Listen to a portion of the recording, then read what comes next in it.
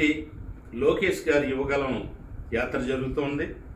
గతంలో కూడా యువగలం యాత్ర రాజోలు వచ్చిన తర్వాత చంద్రబాబు నాయుడు గారు అరెస్ట్తో మరి అక్కడ ఆగి మరలా ఈరోజే స్టార్ట్ అవడం జరిగింది. రాత్రి ఇక్కడే బస చేసి వేళ ఉదయం లోకేష్ గారు బయలుదేరడం జరిగింది. మరి ఆయన మీటింగ్లో మాట్లాడుతూ రాజోలు శాసనసభ్యుడు అవినీతిపరుడని, అలాగే 15 ఎకరాలు సొసైటీ భూములు కబ్జా చేశానని, ఇంకా అంగన్వాడీలు ఈ షిఫ్ట్ ఆపరేటర్ల దగ్గర డబ్బులు వసూలు చేశానని, 50,000 దగ్గర నుంచి 5 లక్షలు కూడా వసూలు చేశానని, అలాగే ఏవిఆర్ కంపెనీకి భూములు ఇచ్చి నేను దోచుకున్నానని, ఇంకా బట్టెలాక కేసినపల్లి అన్ని సొసైటీల్లో కూడా భూములు దోచుకున్నానని చెప్పడం జరుగుతుంది. 5 ఎకరాల్లో ప్యాలెస్ కట్టానని, 5 ఎకరాల్లో మొత్తం ప్యాలెస్, నేను ప్యాలెస్ కట్టి స్తోమత మాకు లేదు, కానీ ఒక ఎస్సీ ఇల్లు కట్టుకుంటే చూడలేరా మీరు?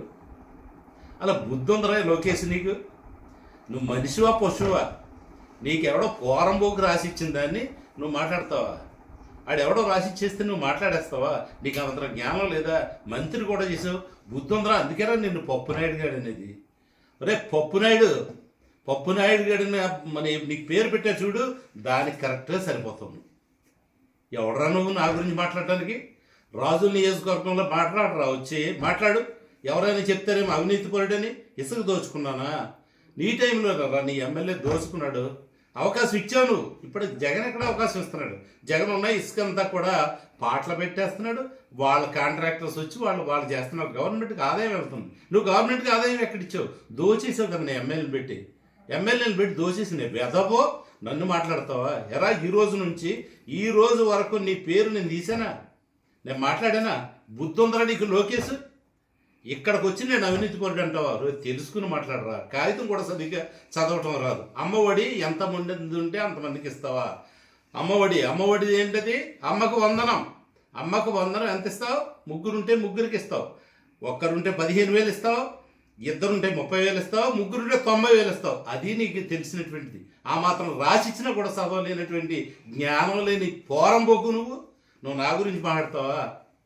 శుద్ధ పోరంబోకురా నువ్వు. పప్పునాడు అంటే నువ్వు పప్పుగాడు కాబట్టే 3 45 అవటం అనేసి 90 అవుతుంది. ఆ మాత్రం జ్ఞానం లేని శుద్ధ పోరంబోకు నువ్వు నా గురించి మాట్లాడతావా? నీ గురించి మాట్లాడాను ఇప్పుడైనా? నేను జనసేనలో మోసం చేసి వెళ్ళానా? జనసేన అధినాయకుడు ఇక్కడికి వచ్చాడు, మీటింగ్ పెట్టాడు, నా గురించి ఇంత కూడా మాట్లాడలేదు. నువ్వెవడరా మాట్లాడడానికి? ఆ పార్టీని నేను మోసం చేస్తే ఆయన మాట్లాడాలి. పవన్ కళ్యాణ్ గారు మాట్లాడితే నేను పడతాను. నువ్వెవడో మాట్లాడడానికి? అసలు నీకు ఒకే ఉంది. నువ్వెవడో వెన్నుపోటు అనడానికి? నీ బాబు వెన్నుపోటు పొడిచాడు. నీ బాబు ఎన్టీ రామారావును వెన్నుపోటు పొడిచి దొంగసాట్లు ముఖ్యమంత్రి అయినోడు నీ బాబు. నా ఆస్తి గురించి చెప్తావా? నీ ఆస్తి ఎంత? నీ బాబుకి ఎంత ఇచ్చాడు? నీ తాత 2 ఎకరాలు ఇచ్చాడు. నా బాబు ఎంత ఇచ్చాడో తెలుసా? 12 ఎకరాలు ఇచ్చాడు. ఇప్పుడు మిగిలింది 7 ఎకరాలు. కానీ నీ బాబు కోట్లాది ఎకరాలు అయిపోయినాయి. ఇప్పుడు కోట్లాది రూపాయలు. మీ అమ్మ చెప్తుంది కదా మొన్న, నాకున్న హెరిటేజ్ సంస్థలో 2% అమ్మితే 400 కోట్లు వస్తాయని చెప్పింది. 2% అంటే మీ ఆస్తి ఎంత? ఒక ఎస్సీ వాడికి ఇల్లు కట్టుకుంటే ఓర్చలేవా నువ్వు? జ్ఞానం లేదా నీకు? అసలు ఆడెవడు రాసిచ్చిన ఎవడో రాసిచ్చాడు. ఆ వెధవ దోషేశాడు ఇక్కడ. ఆడు రాసిస్తే నువ్వు మాట్లాడతావా? సిగ్గుందా నీకు? సిగ్గుందా అసలు? శుద్ధ పోరంబోకులు కాబట్టి మీరు ఇలా నడుస్తూ ఉంది. మీ బాబు అవినీతి చేసి లోపల పోయాడు. ఇంకా సిగ్గులేదా నీకు? 300 కోట్లు దోచేసి లోపల పోయాడు. ఇది బయటకు తెలియదు. ఇంకా బోర్డు అంత ఉంది మీ బాబు చేసింది. ఏం చేసుకుంటావు? నేను నెత్తి మీద తగలబెట్టుకుంటావా? మాకేముందో ఆస్తి? నన్ను విమర్శించడానికి ఎవడవు? నా గురించి తెలుసుకో.